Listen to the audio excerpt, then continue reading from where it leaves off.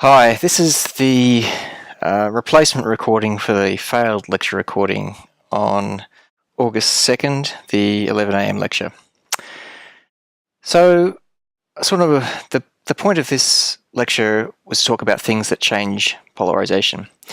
And the beginning point here is a picture of some cuttlefish, and in particular you can see these lines here and here, that in some pictures they take of the cuttlefish you can see them, and some other pictures you can't. And so the cuttlefish can turn these lines on and off. And there are some more you can see in this picture up here. And the catch is these pictures here are taken using a polarization imaging camera. So you're looking at a particular polarization. The colors in the cuttlefish in this case, aren't necessarily changing, but the light reflected from its skin is changing polarization. And so cuttlefish have polarization sensitive vision, and their skin can be made to change the polarization of the light on reflection, and they can signal other cuttlefish using this technique. I passed around a piece of calcite crystal. Calcite crystal is awesome. It makes images look double. If you want to have a look at this, I'll bring it to the workshop, I guess, on Friday anyway. The thing about calcite, it's got two different refractive indices. So depending on the polarization, one refractive index is 1.66 and the other one is 1.49. So quite different refractive indices for two different polarizations. And so, glass has one refractive index, calcite has two, and it's polarization dependent. And if you want to know how double refraction works when you get double images, then it's in this chapter of Sully and Teich, the photonics textbook, which is on Wattle. And interesting thing about this as well is that when you have double refraction, the wavefronts are not perpendicular to the direction of the traveling wave. So that's kind of unusual in our experience of optics thus far. But I'm not going to talk about double refraction in this lecture. It's a bit too complicated for this course, although it's a very interesting effect. This is easier to understand. This is DOLP stands for degree of linear polarization, and A is angle of polarization. What we have here is a bit of collagen fiber, so some tissue from a living organism, and it's being stretched. And you can see when it's being stretched, the amount of light coming through that is linearly polarized increases. So we have some material, we put it under tension, and when that happens, we see a higher degree of linear polarization coming through this material. So when you stretch something, you can see things becoming linearly polarized as it travels through that material. So again, this is another material which can change the polarization of light as it passes through, which is the point of this lecture. It's about things that change polarization. So there are two classes of things that change polarization, broadly speaking. One is through polarization selective reflection or absorption. That's what I'll speak about first. And the other one is through different refractive indices for different polarizations. But the first thing I'll talk about is scattering.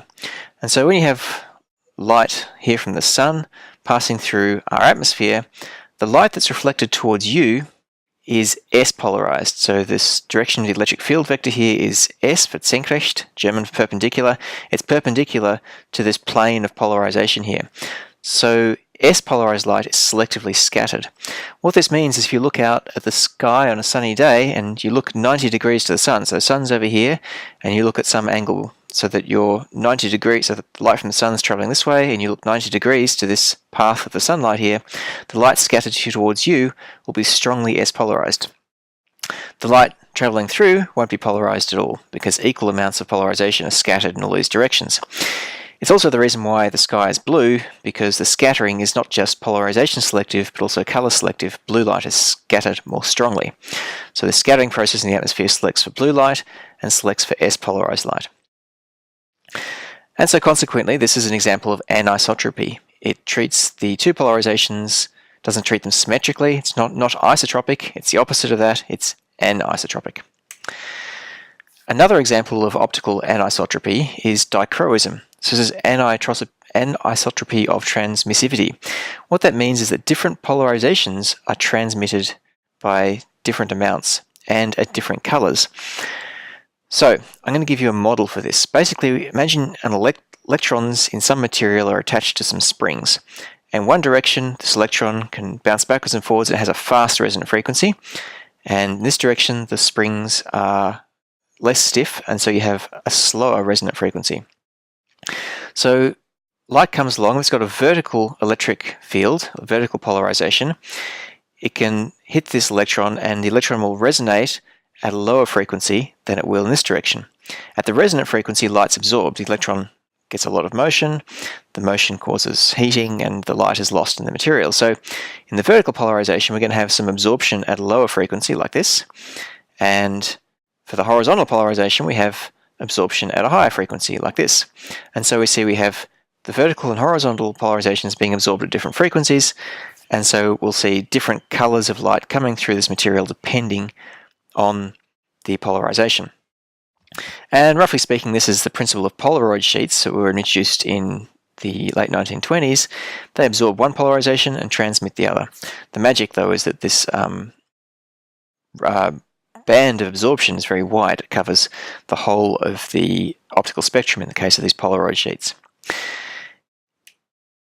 So the next thing we want to talk about is optical anisotropy and refractive index. So the refractive index can depend on the direction of polarization as well. We're going to use the same model. So in this case, you can imagine the electron here, it's attached to springs in 3 different dimensions. So we've got a fast spring, a slacker spring, and then the slackest spring. So 3 different spring constants in 3 different Cartesian coordinates. In that case, you'll have 3 different resonant frequencies. The electron will have a high resonant frequency in this direction, medium resonant frequency in this direction, and lowest in this direction. So in general, this electron can have 3 different resonant frequencies. Let's just imagine a 2-dimensional situation again, ignore the 3rd dimension.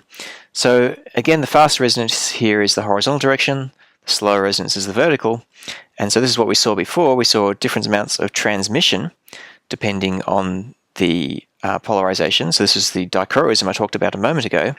So we're looking at frequency and transmission. So one polarization is transmitted at is absorbed, at this frequency, and the other polarization is absorbed at this frequency. But now let's look at what the refractive index does. So transmission is all about how the amplitude of the wave changes. Refractive index is to do with how the phase changes, to do with the speed of the wave. So here's where the light's absorbed up here. And if we're looking at the refractive index, we see this as refractive index going up and then down and then back up again. In this region over here, that's well below the resonant frequency, the transmission is still very high, but the refractive index between the horizontal and vertical components can be quite different. So we have a high refractive index for the for this slow resonance here. So the vertical light here will have a higher refractive index, and the horizontal light here with faster resonance will have a lower refractive index. So as you approach resonance, the refractive index increases. If this resonance is at a lower frequency, then you have a higher refractive index because this polarization is closer to this resonant frequency. So the bottom line is different resonant frequencies lead to different refractive indices depending on the direction of the light propagation. Depending on the direction of the electric field in the light propagation, it should say. Now, what sort of crystals or materials have this property? Well, one that doesn't is, say, glass or sodium chloride. These are crystals with a high degree of symmetry, and they're optically isotropic. And so every axis, doesn't matter which direction the electric field and the light is pointing, it experiences the same refractive index. A uniaxial crystal is when you have 2 different axes. And so what means one axis is different from the other 2. And there'll be the ordinary refractive index, which is, say, same for the electric field in, say, the xy plane. But if you have the electric field pointing in the z plane, you'll have the extraordinary refractive index.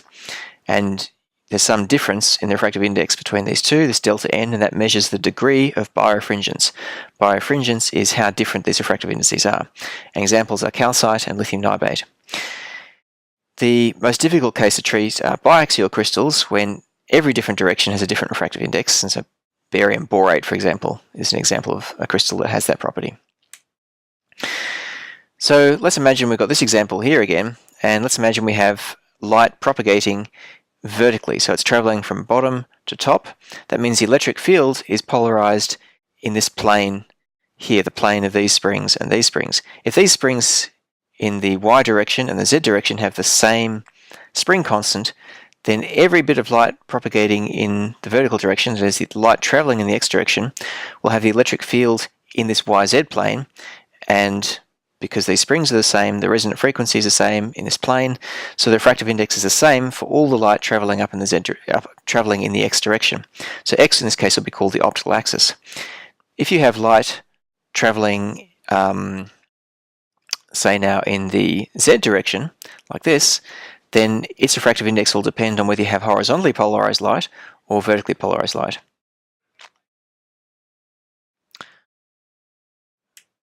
Okay, so we've talked about things that change the polarization. We have things that selectively absorb or scatter polarization, and we're seeing that you have different refractive indices for different polarizations. Now we're going to treat it mathematically. Now we described polarization states using a Jones vector. To operate on the Jones vector, we use something called the Jones matrix. The Jones matrix multiplies the Jones vector.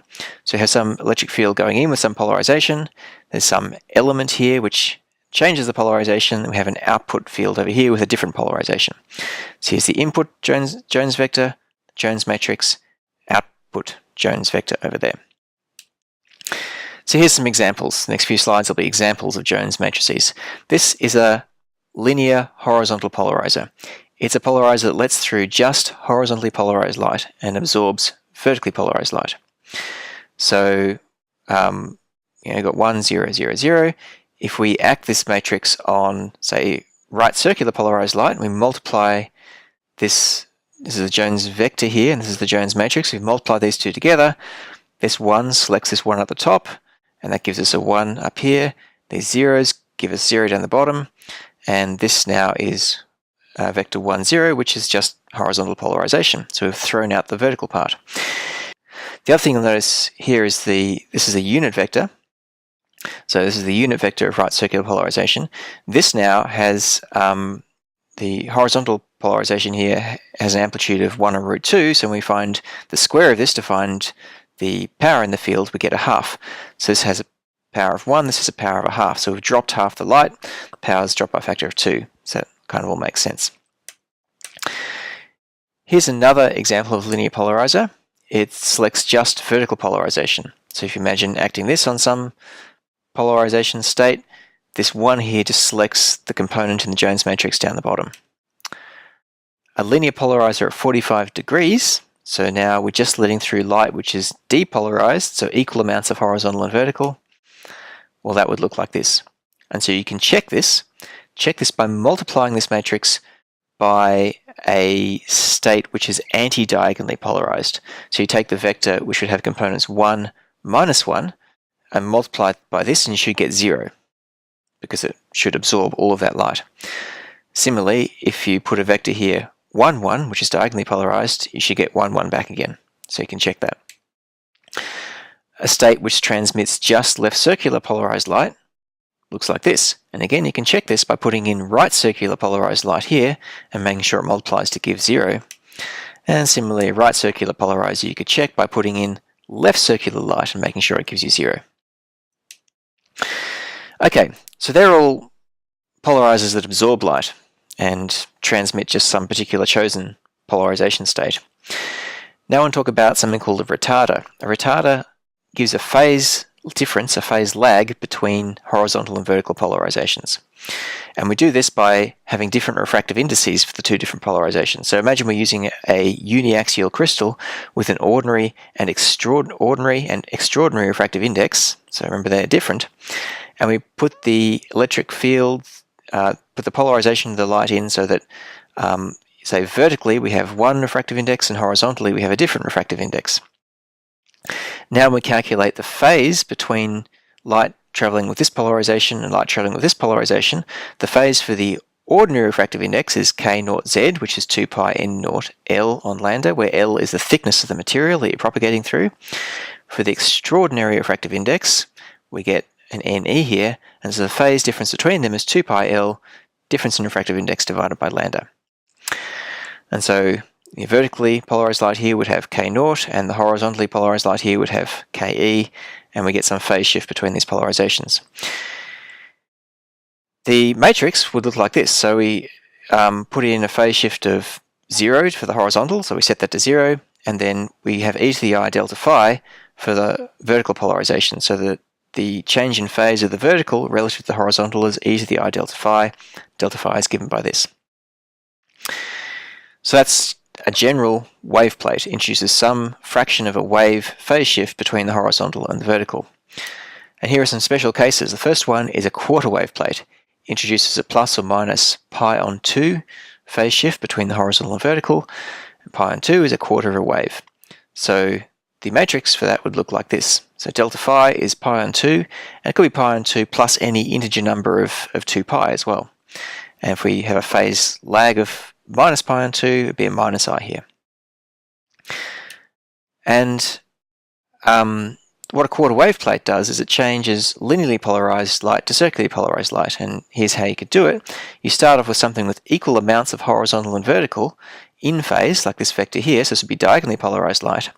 Now the only difference between diagonally polarized light and circularly polarized light is that circularly polarized light has a phase shift, a relative phase shift of pi on 2 between the horizontal and vertical components. So that's what the quarter wave plate does. It introduces that pi on 2 phase shift, and out pops, in this case, left circular polarized light. If we apply, so we take D in, we have L out. If we apply this same matrix again, then we get anti-diagonal light out. So we apply it once, we get left circular, apply it again, we get anti-diagonal.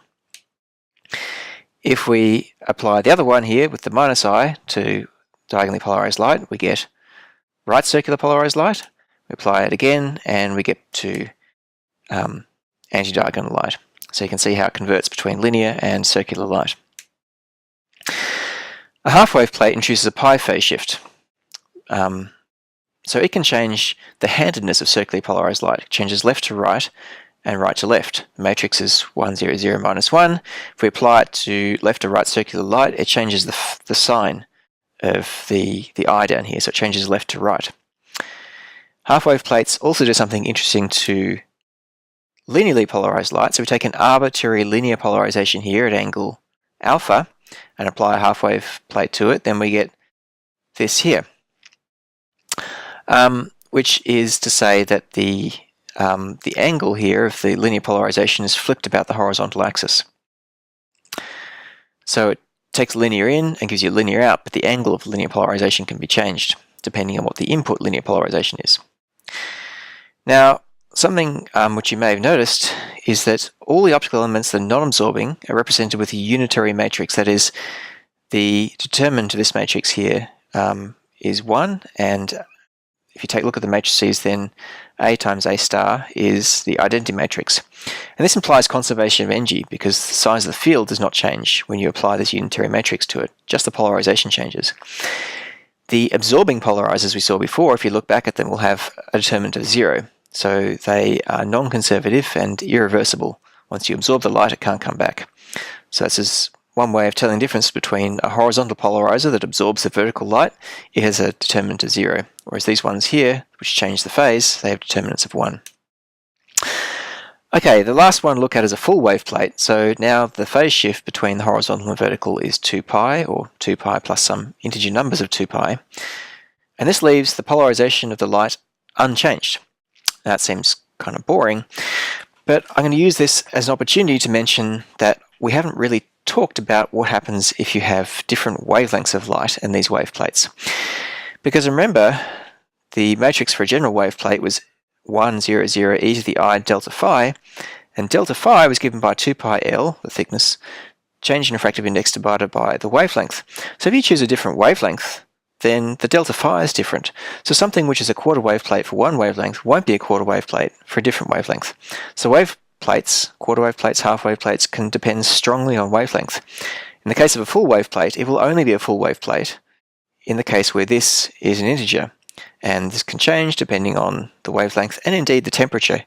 When the temperature changes, the difference in the refractive index can change as well. And so here's an example from the IKEA of optics components, which is known as Thor Labs. We buy things from Thor Labs all the time. You can buy different sorts of wave plates. If we look at what we call a multi-order wave plate like this, this is a what we have here, multi-order quarter wave plate. So this shows you the retardance. It's a quarter wave plate. It's only a quarter wave plate, however, at exactly 266 nanometers for this wave plate, which is specified at 266 nanometers. Every other wavelength, it's something else. Now, multi-order wave plate is kind of a thick piece of normally calcite, and the difference in the phase between the horizontal and vertical, in this case, would be pi on 4 plus some large number of 2 pi. Something called a zero-order wave plate, they're more expensive, so look at these ones here, they're sort of 240 bucks. A zero-order wave plate, look at the specs of these, you'll see that the change as a function of wavelength here is much smaller. So this is exactly, in this case a half wave plate, exactly a pi on 2 phase shift between horizontal and vertical. So there's less change in terms of the retardance as a function of the wavelength. And you can see also, consequently, that these guys are also more expensive, so 400 bucks. You can also buy something called achromats and even super achromats, where in this case, for example, the half-wave plate is basically a half-wave plate across this huge range of wavelengths, and these are made of multi-layer stacks of many different crystals to give this kind of performance, and they cost a bomb. That's $2,500 for one of those. Okay, now one more thing to talk about, which is probably the trickiest part, and that's the rotation of the Jones matrix. So I've given you these matrices and said, you know, this is the matrix for a horizontal polarizer, this is the matrix for a half-wave plate. But what happens if I rotate the angle of this half-wave plate? If we look back at these things here, they're round, you can rotate them around. So now what if I have my optical element A, it could be a wave plate or a horizontal polarizer, whatever it is, and instead of being oriented at the reference angle, which, you know, imagine it's pointing upwards for the matrices I've given you, they're all vertical. What if I tilt it by some angle theta? What does it do then? It's going to have some different matrix, which we're going to call A of theta. And we're going to put an electric field E0 through this rotated wave plate, through this rotated element, and we're going to get an output E1. So we want to know E1, the output polarization, which is the output of A theta acting on E0. So how do we calculate that?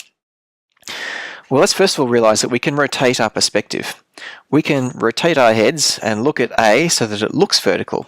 And we can do that mathematically by rotating it using this rotation matrix and rotate it by an angle minus theta. So we'll get rid of the theta here and rotate this vector up into the vertical direction, and we'll rotate this electric field along with it. So it looks like this, right? So now everything's pointing upwards. Now we've got an E0 dashed, and E0 dash is equal to R minus theta times E0.